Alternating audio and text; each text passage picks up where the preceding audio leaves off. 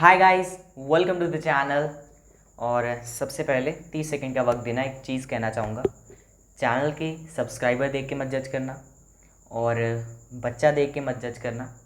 कुछ चीज़ें मैंने एक्सपीरियंस की हैं और उसी एक्सपीरियंस के बलबूते पर कुछ पॉइंट्स डिस्कस करना चाहूँगा। और मैं ये आपको गारंटी देता हूँ, जो मैंने एक्सपीरियंस किया है, कि ये पॉइंट्स जो मैं डिस्कस करने जा रहा हूँ ये 100% आपको हेल्प करेंगे। ठीक है, अगर आप उन पॉइंट्स के ऊपर उतरते हो, ठीक है ना। और बस वीडियो को एंजॉय करो और अपना थोड़ा सा अंदर से जज्बा लाओ कि ये वीडियो सिर्फ मैं ऐसे देखूंगा नहीं, कि जो 10-15 मिनट की वीडियो है इसको मैं सिर्फ ऐसे ही नहीं देखूंगा, इसको समझूंगा, रिलेट करने की कोशिश करूंगा। ठीक है, so starting with the first point. सबसे पहले टॉपिक को समझ लेते हैं। How to score full marks in social science. Social science के बारे में पर्सपेक्टिव क्या बना हुआ है, चीज़ें याद करनी पड़ती हैं, चीज़ें याद नहीं होती हैं और बहुत ही ज़्यादा डिफ़िकल्ट सब्जेक्ट है, ये पर्सपेक्टिव बना हुआ है। इसी पर्सपेक्टिव को चेंज करना पड़ेगा।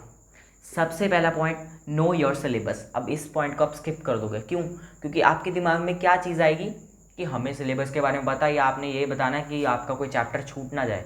नहीं, मैं वो बात यहाँ पे नहीं कर रहा हूँ। Just read it carefully. Know your syllabus, chapters plus maps. Maps का यूजुअली क्या होता है, स्कूल में भी यही सिस्टम बना हुआ है कि मैप्स हम आखिरी में करेंगे। क्या ही यार फ़ायदा, मैप्स का मतलब फ़ायदा तो है, क्या कहा जाता है कि हम आखिरी में कर लेंगे, कोई बात नहीं, थोड़े से तो है मैप्स। और क्या होता है, वो आखिरी में आते आते वो मैप्स ज़्यादा हम ध्यान दे नहीं पाते। और यू ऑल नो कि मैप्स के जो 5 मार्क्स पक्के होते हैं, वो 5 में से 5 पक्के नहीं हो पाते ज़्यादातर टाइम। यहाँ पे ध्यान देना मेरे दोस्तों, मैप्स को एक ये मत समझो कि 5 मार्क्स पक्के हैं। अगर मैप करोगे, उसकी प्रैक्टिस करोगे, तभी आएंगे 5 मार्क्स। ठीक है ना। मैप्स को लाइटली मत लो कि हम आखिरी में कर लेंगे। मैं एक बात यहाँ पे स्कूल की भी, मतलब स्कूल बाकी स्कूल्स का तो नहीं पता, कई स्कूल्स को, मतलब मेरे अपने स्कूल में भी ऐसा हुआ। और क्या होता है, सपोज़ हमने हिस्ट्री का कोई चैप्टर किया या कोई ज्योग्राफी का चैप्टर किया, ज्योग्राफी का चैप्टर किया हमने एग्रीकल्चर। ठीक है, उसमें अलग अलग क्रॉप्स हैं और उनकी अलग अलग ज्योग्राफिकल रिक्वायरमेंट्स है और बताया गया है कि कौन सी क्रॉप किस एरिया में ग्रो होती है। टीचर ने क्या कहा, मतलब टीचर हमारे बहुत अच्छे थे, लेकिन उन्होंने कहा कोई बात नहीं, हम मैप्स तो आखिरी में कर ले, हमें याद तो है स्टेट्स। लेकिन मुझे ये नहीं समझ आता, जब आपने चैप्टर करवाया उससे रिलेटेड अगर मैप है सिलेबस में, तो आप उसी टाइम पे क्यों नहीं करवाते? मेरा यही, मतलब मेरा एक क्वेश्चन है, अगर कोई देख रहा है स्कूल या किसी टीचिंग इंस्टीट्यूट से, तो मैं यही पूछना चाहूँगा कि मैप्स को जो चैप्टर होता है उसके साथ ही क्यों नहीं करवाया जाता। ठीक है, यहाँ पे बात ध्यान से रखना, मैप्स मैप्स आपको करने पड़ेंगे। और एक और बात, नो योर सिलेबस का मतलब क्या है, यूजुअली हमारे अंदर क्या होता है कि कोई बात नहीं, जो टीचर्स चैप्टर करवाई जाएगी वो मतलब करवाई जाएंगे, मतलब टीचर्स, और वही चैप्टर्स आएंगे, मतलब आराम से देखे जाए ना, जहाँ तक कंप्लीट हो जाए ना वो चैप्टर हम पढ़ते जाते हैं। ऐसा नहीं मेरे भाइयों, स्कूल से भी एक कदम आगे चलो। ऑनलाइन का ज़माना है, कितनी ही वीडियोस अवेलेबल हैं यूट्यूब के ऊपर। ठीक है, स्कूल के ऊपर डिपेंडेंट मत रहो कि ये स्कूल चैप्टर करवाएगा तब भी मैं चाहिए चैप्टर करूँगा। ये सिर्फ सोशल साइंस के लिए नहीं, बाकी सब्जेक्ट्स के लिए भी लागू होता है। अपना सिलेबस पहले ही ढूंढ के बैठो कि हाँ, ये चीज़ें सिलेबस में आनी है, मैं स्कूल से एक कदम आगे बढ़कर रहूँगा। ठीक है, और ये आप अकेले नहीं, बहुत से बच्चे ऐसे हैं जो स्कूल से 2-2 चैप्टर्स आगे होते हैं। ठीक है, जब वो स्कूल में करते हैं उनके लिए तो एक रिवीजन बन जाती है वो। ठीक है, कि अपने सिलेबस को देखो कि ये चैप्टर्स आने वाले हैं। यूट्यूब पे भाई कितनी ही वीडियोस हैं, इतने अच्छे अच्छे ट्यूटर्स हैं वहाँ पे, कितने ही चैनल्स हैं, उनकी वीडियोस देखो। उन मतलब दे एक्सप्लेन इन सच मतलब ब्यूटीफुल मैनर, और आपको मज़ा आ जाएगा पढ़ के। एक बार जाओ तो सही, अपने सिलेबस को पता है आपको कि ये चीज़ आने वाली है, उसके ऊपर वीडियो लेक्चर्स हैं, अपनी टेक्स्ट बुक को पढ़ो। ठीक है, कि अपने सिलेबस को आपको पता होना चाहिए कि ये चीज़ें मुझे सिलेबस में आनी है, आप उनको पहले से ही प्रिपेयर करो, ताकि जब आप उस चैप्टर को आपने पढ़ लिया, suppose I am giving an example के साथ आपको समझाता हूँ। सपोज आपका ज्योग्राफी का चैप्टर है एग्रीकल्चर या फिर कोई और, ठीक है, एग्रीकल्चर चैप्टर है, ये आपने पहले अपने हिसाब से कर लिया, मतलब सपोज आपने सेल्फ स्टडीज़ की कर लिया, ये आपने चैप्टर पढ़ लिया है, एल यार, सेल्फ स्टडी आपने इसकी कर ली, आपने ये चैप्टर पढ़ ली। अब 2 दिनों बाद या हफ्ते बाद वो चैप्टर स्कूल में करवाया जा रहा है, आप स्कूल से एक कदम आगे हो, ठीक है, वो चैप्टर स्कूल में करवाया जा रहा है। जब वो स्कूल में चैप्टर करवाया जाएगा उस वक्त, मतलब आपकी ऑनलाइन क्लासेस में जब वो चैप्टर करवाया जाएगा जो स्कूल की तरफ से चल रही हैं, तो उस वक्त वो आपकी एक रिवीजन होगी। एंड रिवीजन करना बहुत इंपॉर्टेंट है, अलग से रिवीजन करने की ज़रूरत ही नहीं है, वो चैप्टर आप रिवाइज कर लो उस वक्त। Getting the point. Know your syllabus का मतलब ये नहीं होता कि अकेला ये नहीं होता कि आपका वो चैप्टर छूट जाएगा, वो तो होती है बात की अपने सिलेबस की पूरी नॉलेज होनी चाहिए, वो होती भी है, लेकिन जानते हुए भी बच्चे एक कदम आगे नहीं बढ़ते। Getting the point. और अब हम आते हैं अपने दूसरे पॉइंट की तरफ। अब आता है दूसरा point, do not take stress, stress free होके पढ़ो। अब स्ट्रेस फ्री होके पढ़ने का ये मतलब नहीं कि आप सोचो मत, पढ़ते जाओ अपना, मतलब मैं कुछ यहाँ पे बताने वाला हूँ सब्जेक्ट वाइज। स्ट्रेस क्यों आता है, हम पहले से ही ये चीज़ सोच लेते हैं यार हिस्ट्री का चैप्टर है, डेट्स याद करनी पड़ेगी, ज्योग्राफी का चैप्टर है, ये चीज़ याद करनी पड़ेगी, रट्टा चलना है, ऐसी चीज़ें नहीं। वेब सीरीज़ देखते हो कि नहीं देखते, या कोई भी फिल्म देखते हो, वो स्टोरी ही होती है एक तरह की, है ना। और हिस्ट्री को भी आप एक स्टोरी की तरह ही पढ़ो भाई, बहुत ही ज़्यादा इंटरेस्टिंग हो जाते हैं जब हिस्ट्री को आप एक स्टोरी की तरह पढ़ जाते हो। इंग्लिश में चैप्टर पढ़ते हो तो इंटरेस्टिंग चैप्टर्स होते हैं, हिस्ट्री भी बहुत इंटरेस्टिंग है, ये मेरी बात का मतलब सच्ची में सुनना, जब आप उसको एक स्टोरी की तरह पढ़ने पड़ जाओगे कि हाँ ये पास्ट में ऐसी चीज़ें हुई, ऐसा हुआ, ये एक स्टोरी है, स्टोरी की तरह पढ़ोगे, इतनी आसान हो जाएगी और इतनी देर तक याद रहेगी। हाँ, डेट्स के बारे में बताता हूँ, डेट्स कैसे याद करनी है कि इस डेट को क्या हुआ। हिस्ट्री नहीं तो कुछ भी नहीं है, डेट्स के अलावा और कुछ भी नहीं मुश्किल हिस्ट्री में। हिस्ट्री को आप एक स्टोरी की तरह पढ़ो, सुन रहे हो बात, हिस्ट्री को एक स्टोरी की तरह पढ़ो। अभी डिस्कस करते हैं चारों सब्जेक्ट्स के बारे में कि चारों सब्जेक्ट्स में कैसे, मतलब डिस्ट्रीब्यूशन क्या होती है, 20-20-20-20, मतलब 100 मार्क्स टोटल में से लगते हैं आपके, 20 मार्क्स की असेसमेंट होती है, बाकी 20 मार्क्स 4 उसमें डिवाइड हो जाते हैं, मतलब 80 मार्क्स 4 सब्जेक्ट्स में डिवाइड हो जाते हैं, मतलब हर एक सब्जेक्ट के हिस्से में कितने मार्क्स आते हैं, 20 मार्क्स। और उन हर एक सब्जेक्ट्स के 20 मार्क्स को कैसे सिक्योर किया जाए, पूरे 20 मार्क्स कैसे लाए जाए, वो बताने वाला हूँ, ध्यान से सुनना। सबसे पहला सब्जेक्ट जो कि मुश्किल लगता है, हिस्ट्री। मुझे नहीं लगता था, सही में बताऊँ, मुझे हिस्ट्री डिफ़िकल्ट नहीं लगता था, मुझे सब्जेक्ट लगता था थोड़ा बहुत डिफ़िकल्ट, ज्योग्राफी, ठीक है, और इकोनॉमिक्स और सिविक्स इजी थे, इंटरेस्टिंग है सब्जेक्ट्स, ठीक है। उसके बाद आता है सिविक्स एंड उसके बाद आता है इकोनॉमिक्स, ठीक है। सबसे पहली बात हिस्ट्री के ऊपर आ जाते हैं। ये बात समझ में आ गई कि हिस्ट्री को एक स्टोरी की तरह पढ़ना है। अब मेन मुद्दा जो आता है वो आता है डेट्स का, कि डेट्स कैसे याद करें, 1938 में ऐसा हुआ था, 1979 में ऐसा हुआ था, या कुछ भी, कोई भी डेट। अब मेरे दोस्तों क्या करना है, आपको कुछ करने की ज़रूरत नहीं है, आपकी एनसीईआरटी है, एनसीईआरटी की ये चैप्टर है, सपोज आपका चैप्टर है rise of nationalism in Europe, ठीक है, rise of nationalism in Europe, मैंने पूरा नहीं लिखा चैप्टर का नाम। आपके एनसीईआरटी में जब आप चैप्टर शुरुआत होती है एनसीईआरटी के चैप्टर की, वहाँ पे थोड़ी सी स्पेस होती है, इतनी सी स्पेस होती है पहले पेज में, है ना। आपने चैप्टर को पढ़ लिया, आपको पता है ये डेट्स आई हैं, उन डेट्स को अंडरलाइन करके रखो चैप्टर में, और उसके बाद उन डेट्स को लिखो अपने एनसीईआरटी के चैप्टर जहाँ से शुरू होता है उसी पर लिखो। जैसे सपोज एक चैप्टर में डेट्स आई हैं, 10 से 12 डेट्स आई हैं, तो आप यहाँ पे सपोज आपका ये चैप्टर का एनसीईआरटी का उस चैप्टर का पहला पेज है 1938, इस डेट को ये चीज़ हुई थी, द राइज ऑफ ऐसा कुछ, या फिर ट्रीटी ऑफ कॉन्स्टेंटिनोपल साइन हुआ था, ठीक। मैं डेट्स मुझे करेक्ट याद नहीं है, मैं एग्जांपल दे रहा हूँ। या 1984 में ऐसी चीज़ हुई थी, 1999 में ऐसी चीज़ हुई थी। सभी डेट्स को एक ऑर्डर में लिखो और एनसीईआरटी के जहाँ से चैप्टर शुरू होता है वहाँ पे लिख दो, क्योंकि जब भी आप रिवीजन करने बैठोगे सबसे पहले डेट्स के ऊपर नज़र जाएगी और उन डेट्स की रिवीजन हो जाएगी। जब आप डेट्स को बार बार पढ़ते रहोगे, रिवाइज करते रहोगे, डेट्स भूलेंगी नहीं। और दूसरा पॉइंट डिस्कस करना चाहूँगा, एक पेपर ले लो, कोई भी डबल शीट का पेपर ले लो, उसमें हिस्ट्री की सारी डेट्स आ जाएंगी, आराम से आ जाएंगी, ठीक है। ये आपने डबल पेज ले लिया, उसके ऊपर चैप्टर की हेडिंग डाल दो, rise of nationalism in Europe, ठीक है। आपने ये चैप्टर पढ़ लिया, आपने एक बार पढ़ा ही है, अभी याद नहीं किया चैप्टर को, उसकी सारी डेट्स लिख दी कि इतनी इतनी हुई थी, इतनी इतनी हुई थी, जो भी थी डेट्स लिख दी पेज के ऊपर।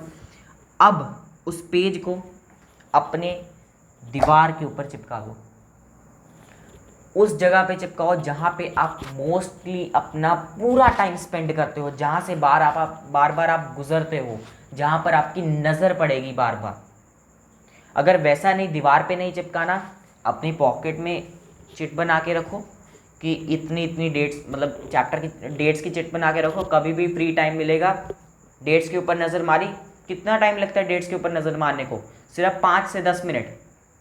2-3 चैप्टर्स की, अगर आप पूरा हिस्ट्री भी देखें ना, टोटल 4 चैप्टर्स होते हैं, अगर पूरी हिस्ट्री की डेट्स को एक बार नज़र मारनी हो, सिर्फ नज़र मारनी है आपको, एक बार रिवाइज करना है, मैक्सिमम 10 से 15 minute.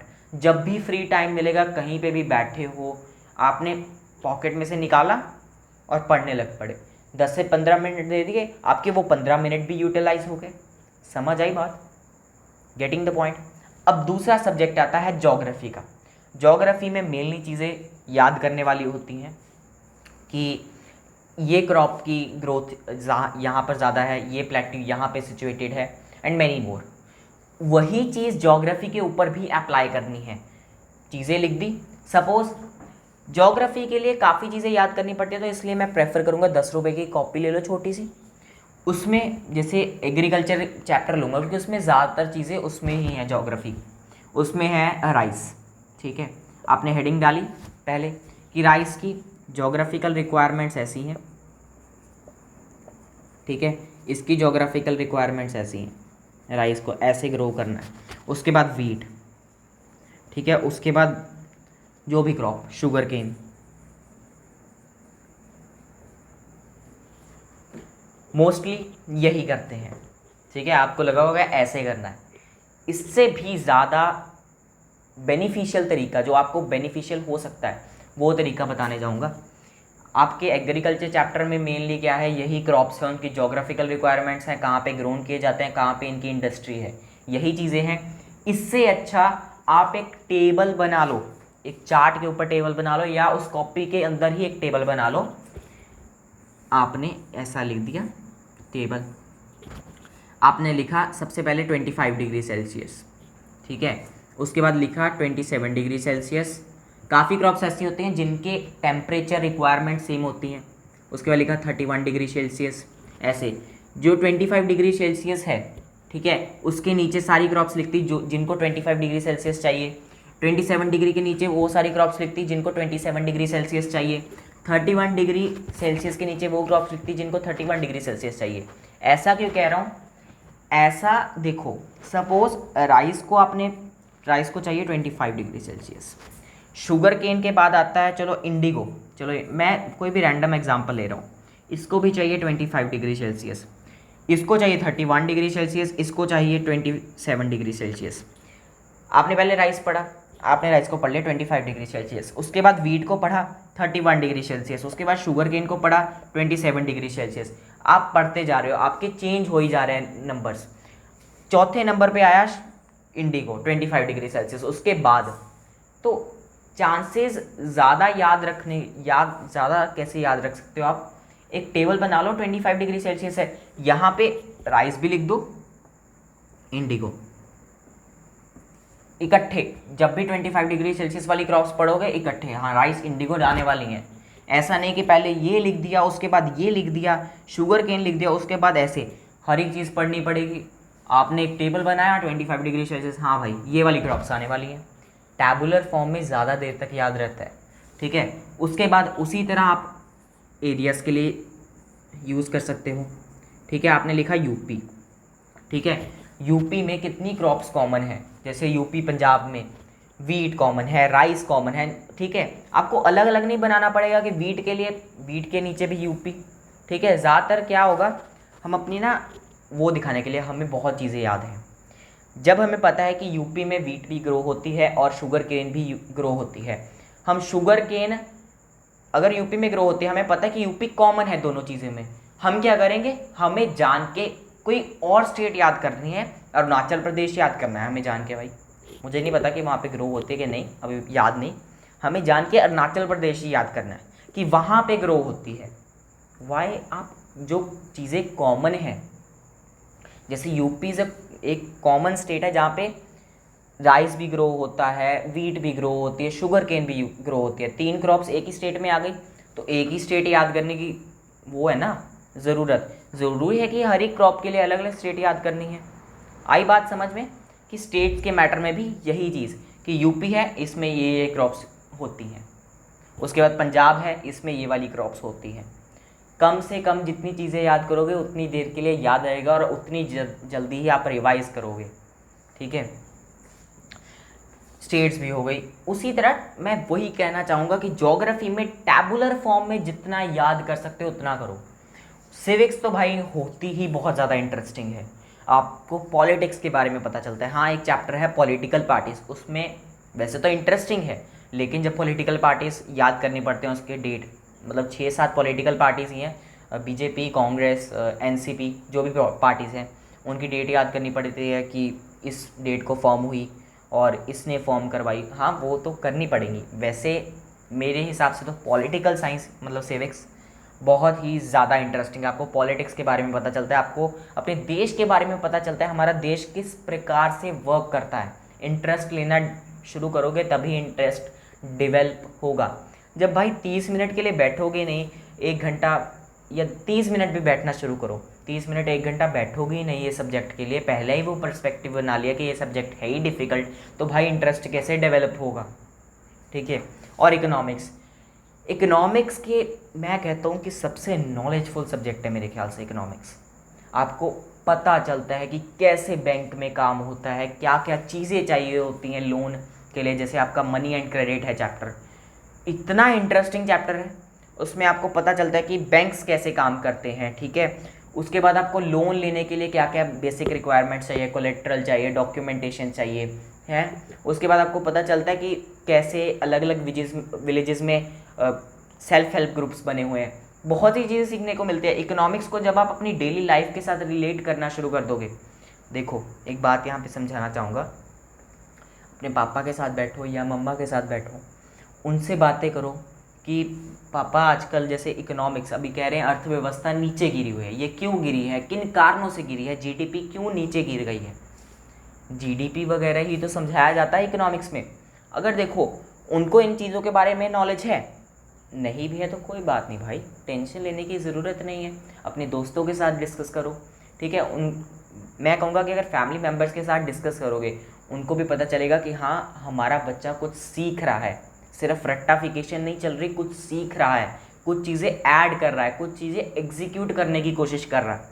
Getting the point. Economics को अपनी डेली लाइफ के साथ रिलेट करो और अपने पेरेंट्स के साथ डिस्कस करो कि डेली जैसे इकोनॉमिकली इंडिया की हालत क्या है इस वक्त। Getting the point. अपने पेरेंट्स के साथ डिस्कस करो। यूजुअली डेली लाइफ के साथ जब इकोनॉमिक्स को रिलेट करना शुरू कर दोगे, इकोनॉमिक्स अपने आप ही आसान बन जाएगी, ठीक है। अब हम आते हैं अपने तीसरे पॉइंट की तरफ। नाउ ये पॉइंट पढ़ रहे हो, study in your own way.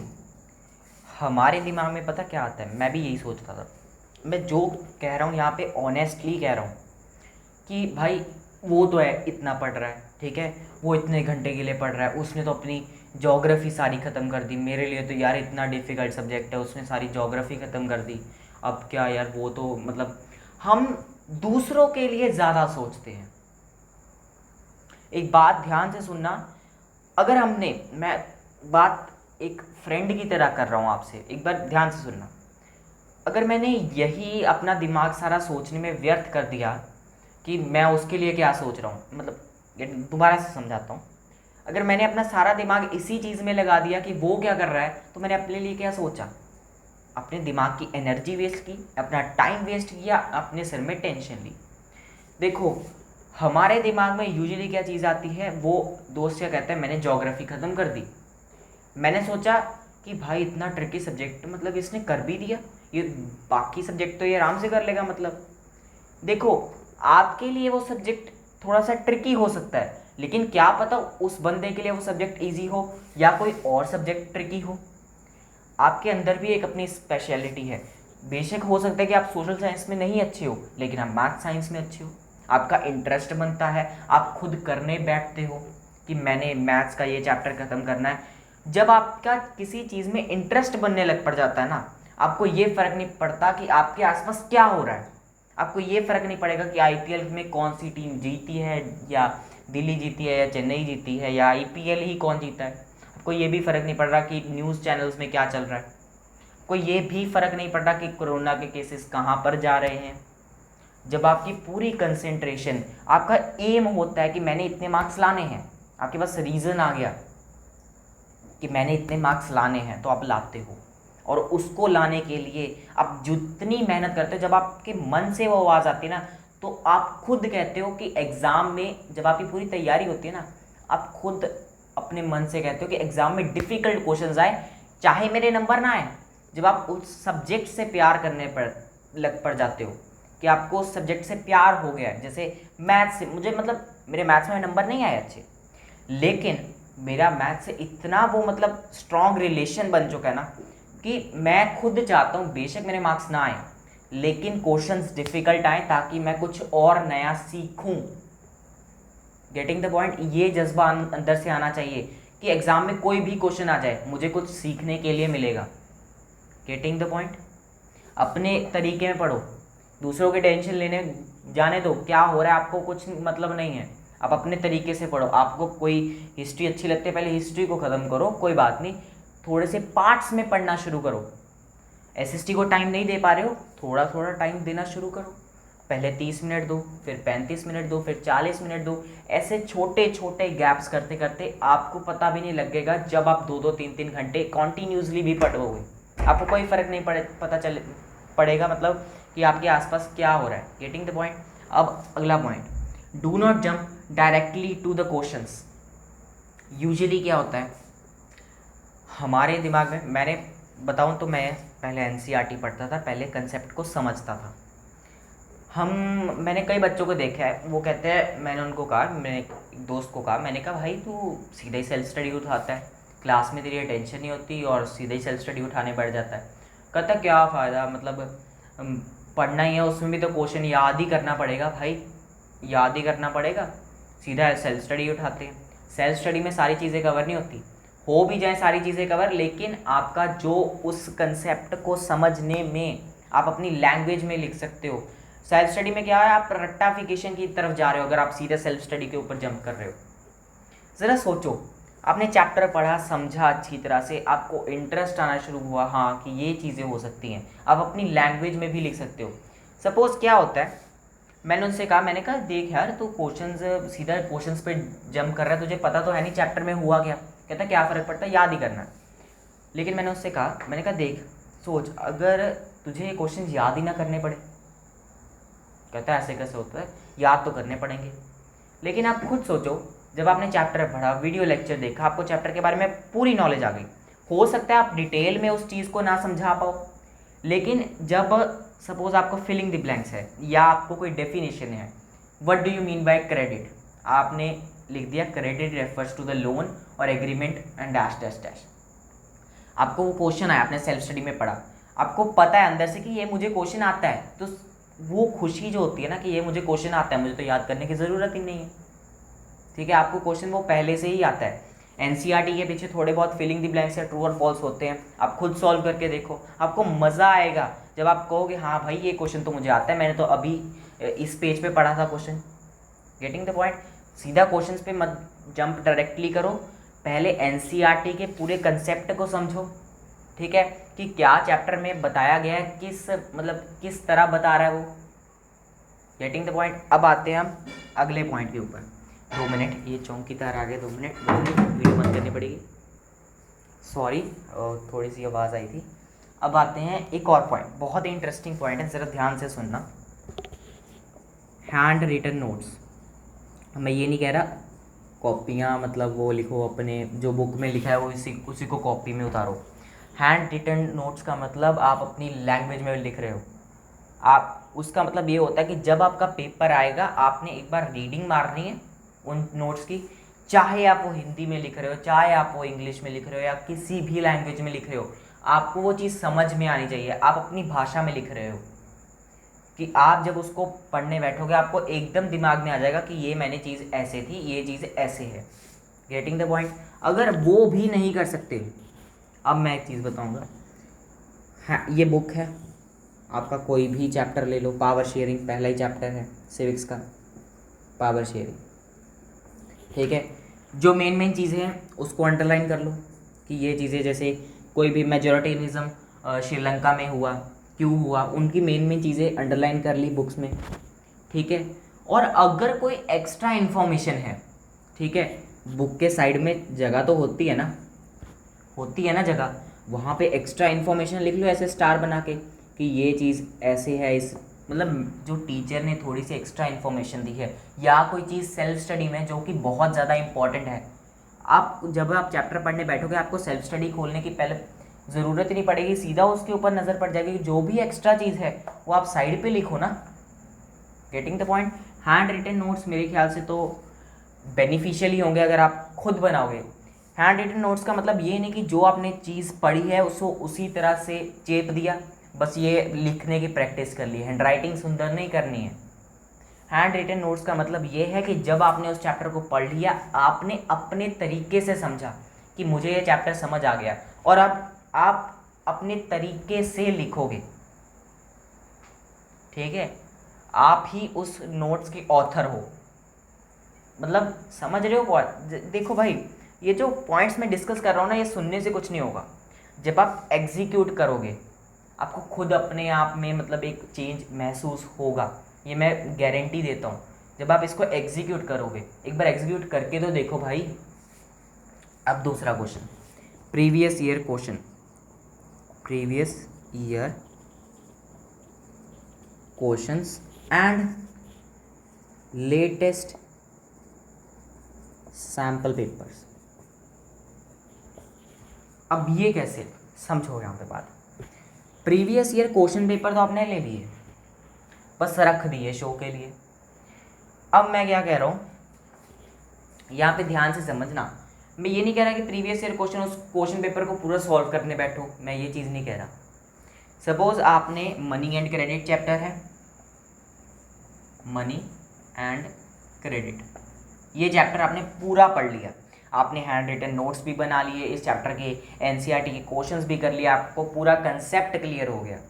Previous year question paper उठाओ, पिछले 5-6 सालों के उठाओ, ठीक है, ज़्यादा दूर जाने के लिए, उससे एक आपको आइडिया मिल जाता है कि किस तरह के क्वेश्चन आते हैं बोर्ड में, ठीक है। प्रीवियस ईयर क्वेश्चन उठाए, सबसे पहले तो क्वेश्चन को पढ़ो, सबसे पहले क्वेश्चन को छांटना शुरू करो कि मनी एंड क्रेडिट में से कौन सा क्वेश्चन आया हुआ है, ठीक है। फिर उस क्वेश्चन को पढ़ के देखो, क्या मैं ये क्वेश्चन करने के एलिजिबल हूँ, क्या ये मैं क्वेश्चन कर पा रहा हूँ, ठीक है। अगर आपको लगता है कि मैं कर पा रहा हूँ तो ठीक है, अगर नहीं लग रहा तो अपने दिमाग में सोचो मैं कहाँ पे लैग कर रहा हूँ, मैंने किस चीज़ को छोड़ा, चैप्टर का कौन सा हिस्सा छोड़ा जहाँ से ये क्वेश्चन आ गया। क्योंकि अगर आपने सारा चैप्टर पढ़ा है, मतलब आप क्वेश्चन आराम से कर लोगे, डिफ़िकल्ट क्वेश्चंस नहीं आते बोर्ड में बहुत ही आसान क्वेश्चन आते हैं, बस थोड़ा सा घुमाया होता है, आपके माइंड को देखा जाता है कि आप इसका बंदे को अपने हिसाब से समझा इसने, ठीक है। और उसके बाद आपने छांट लिए, चलो ये टिक लगा दिया, समझो ये 5-6 साल के क्वेश्चन प्रीवियस ईयर पेपर हैं, आपने इस पेपर में से ले लिया, इस पेपर में से ले लिया कि हाँ ये मनी एंड क्रेडिट में से आए हैं। सिर्फ पेपर के ऊपर टिक मार के नहीं रखना, अपनी एनसीईआरटी लो या एक 10 रुपये की एक छोटी सी कॉपी लगा लो, उसमें लिखो, पहले मैं कॉपी का एग्जांपल दे रहा हूँ, मनी एंड क्रेडिट, ठीक है। वहाँ पे क्वेश्चन नंबर, कितने क्वेश्चन लिख लोगे, ज़्यादातर क्वेश्चन रिपीट होते हैं, मैक्सिमम 10 क्वेश्चन लिख लोगे, 10-15 क्वेश्चन, उस पर लिखो हाँ ये क्वेश्चन आए हैं, उन क्वेश्चंस को लिख लिया, उनके आंसर नहीं, क्वेश्चन को लिख लिया, ताकि जब भी आपको क्वेश्चन पेपर ना छांटना पड़े कि इस चैप्टर में से ये आए। आपको एक कॉपी ली, हाँ मनी एंड क्रेडिट है, 10 के 10 क्वेश्चन हैं, ये आए हैं, ऐसे ही क्वेश्चन आए हैं, बाकी सारे रिलेट करते हैं, ये ऐसे क्वेश्चन आए। आपको क्वेश्चन पेपर ना छांटना पड़े, आपके पास कॉपी है, बनी बनाई है, ग्रुप बना हुआ है, क्लासीफाई हुआ है कि ये वाले चैप्टर में से ये है, ये वाले चैप्टर में से ये है। अगर कॉपी नहीं लगानी, बहुत ही अच्छा पॉइंट, और बहुत ही मतलब मैं जो करता था, चैप्टर लिखा, स्टार्टिंग में लिख दिए, या कहीं पे भी जगह मिलती है चैप्टर के पेजेस में, वहाँ पे लिख दिया कि ये ऐसा क्वेश्चन है, what do you mean bye per capita income. Per capita income development chapter में से है ये क्वेश्चन, ठीक है। मैंने चैप्टर के स्टार्टिंग में लिख दिया, या वहाँ पे लिखो जहाँ से वो टॉपिक शुरू हो रहा है कि इस टॉपिक में से ये क्वेश्चन आया। जगह तो होती है भाई एनसीईआरटी में, बुक में बहुत जगह होती है, वहाँ पे लिख दो कि ये क्वेश्चन इस टॉपिक में से आया, प्रीवियस ईयर क्वेश्चन ये आया, ठीक है। बात समझ में आ रही है। प्रीवियस ईयर पेपर्स को कैसे उनको ऑब्जर्व करना है, सिर्फ सॉल्व करने नहीं बैठना, ठीक है। उनको ऑब्जर्व करना है कि कैसे क्वेश्चंस आए हैं, इस टॉपिक में से कौन सा क्वेश्चन आया है। अगर आया है तो उसके या तो उसको कॉपी में एक अलग टॉपिक बना लो, या सबसे बेस्ट तरीका एनसीईआरटी की बुक ली, उसके ऊपर जहाँ से वो टॉपिक शुरू हो रहा है वहाँ पे ये क्वेश्चन लिख दिया कि इस टॉपिक में से ये क्वेश्चन है। Getting the point. अब आखिरी पॉइंट पे आते हैं। 2 मिनट रुको, पानी पी लूँ। हाँ, अब आते हैं अपने आखिरी पॉइंट के ऊपर। रिवीजन रिवीजन रिवीजन रिवीजन करनी पड़ेगी। क्यों करनी पड़ेगी ज़रा समझो। चलो, अब जो मैं बात करने वाला हूँ ना, ये आखिरी पॉइंट, जैसे हम फ्रेंड डिस्कस करते हैं ना, तू करके बोलते हैं एक दूसरे को, वैसे ही बोलने वाला हूँ। भाई तुझे रिवीजन करनी पड़ेगी। क्यों करनी पड़ेगी ज़रा समझ। तू 0 से स्टार्ट हुआ, तो 100 तक पहुँचा, ठीक है। 100 तक पहुँचा, रिवीजन नहीं की, सीधा आ गया 100 से 10 पे। रिवीजन का ये फ़र्क पड़ता है, और ये मैं कह नहीं रहा, ये खुद ज़रा करके देख लेना कि रिवीजन का फ़र्क पड़ता है। अब यहाँ पे ध्यान से समझो, जो हम बहुत से बच्चे मिस्टेक करते हैं। सेमेस्टर 1 हुआ, ये हर एक सब्जेक्ट के लिए लागू होता है, सोशल के लिए नहीं अकेला लागू होता, हर एक सब्जेक्ट के लिए लागू होता है। रिवीजन का जो ये फॉर्मूला है, ये हर एक सब्जेक्ट के लिए लागू होता है भाई। सेमेस्टर 1, सेमेस्टर 2, सपोज़ आपके एसएसटी में 18 चैप्टर हैं, सेमेस्टर 1 में 10 कंप्लीट करवा दिए, मतलब टीचर ने 10 कंप्लीट करवा दिए। यूजुअली जो सेमेस्टर सेकंड होता है उसमें कम चैप्टर रखते हैं ताकि रिवीजन के लिए टाइम बचे, ठीक है। रिवीजन वो तो स्कूल वाली रिवीजन तो होती है, लेकिन आपको अपने हिसाब से रिवीजन करनी पड़ेगी। स्कूल के ऊपर डिपेंडेंट मत रहो। मैंने ये पॉइंट शुरू में ही कह दिया था, स्कूल के ऊपर डिपेंडेंट नहीं रहना है तुझे, ठीक है। सेमेस्टर 2 उसमें 8 चैप्टर। अब भाई सेमेस्टर 1 के पेपर दे दिए, अच्छे मार्क्स भी आ गए, ठीक है। 80 मार्क्स का पेपर था, उसमें से आपके आ गए 79, ठीक है। 79 मार्क्स आ गए, पूरे मार्क्स आ गए, चल 80 आ गए मार्क्स तेरे, ठीक है। अब ये 10 चैप्टर्स 10 चैप्टर जो ये किए, इनको हमने महीने या 1.5 महीने तक हाथ ही नहीं लगाया। जहाँ जाएं कर तो लिए यार ये चैप्टर, एक बार नज़र मारने की तो ज़रूरत है, वही नज़र हम मारते नहीं। हम क्या करते हैं, जब 2-3 महीने बीत जाते हैं उसके बाद ये चैप्टर्स पढ़ना शुरू करते हैं, या तब पढ़ना शुरू करते हैं जब ये चैप्टर्स कंप्लीट हो जाते हैं। हम ये सोचते हैं वो सेमेस्टर 1 में थे, चलो कोई बात नहीं, वो हमने पढ़े तो हुए हैं, वो हो तो जाएंगे यार, लेकिन रिवीजन इज़ नेसेसरी। वही बात है, 0 पे तो नहीं गिरोगे, लेकिन 10 पे गिरोगे, थोड़ा बहुत ही याद रहेगा, और थोड़ा बहुत भी तब याद रहेगा जब आप थोड़ा बहुत पढ़ोगे। रिवीजन करते रहना है, ये नहीं करना कि ये सेमेस्टर 1 में चैप्टर पढ़ लिए हैं। अगर आपका सेमेस्टर 2 सेकेंड स्टार्ट भी हो गया है, हफ्ते में संडे होता है, देखो अगर आपको पूरा चैप्टर दिए, पूरा याद कर लिया है, आपने इसके पेपर भी दिए हैं इस चैप्टर के, ठीक है, तब आपको मेरे ख्याल से तो भाई एक चैप्टर को एक रफली रीडिंग लेने को, थॉरो रीडिंग लेने को मेरे ख्याल से तो भाई 20-30 मिनट ही लगते हैं मेरे हिसाब से। अगर आपने पेपर भी दे दिया, आपका अच्छी तरह से रेडी है, मेरे हिसाब से सिर्फ 20 से 30 मिनट लगते हैं, ठीक है। और उस चैप्टर को जैसे आपने मंडे से लेके सैटरडे तक नए चैप्टर्स किए जो टीचर्स पर आ रहे हैं, उसके बारे में एक्स्ट्रा क्वेश्चंस किए, लेकिन आपके पास संडे होता है, बाकी सब्जेक्ट्स के पुराने चैप्टर को रिवाइज करो। मैं ये नहीं कह रहा कि सारे ही चैप्टर एक बार में मतलब कर दो।